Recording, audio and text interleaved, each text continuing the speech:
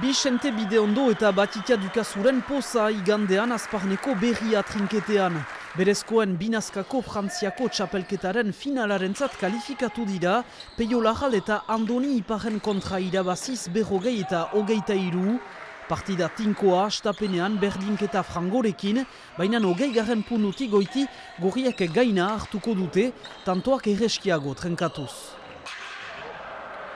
Ni pixkat konfiantza gehiago hartu dut, pilota gehiago hartu ditut antzinean, tantoa jokatu dut, eta gure alde pasatu dira tantoak, eta pixka bat akitu dira, eta gu bukaera arte gure ritmoa txiko dugu irabazteko. Goitatik goiti partida utzi da, eta berekin dituzte guk ez ditugun tantoak egin, atakean eta defentsan guaino gehiago izan dira, eta azkenean garbi irabazia dituzte.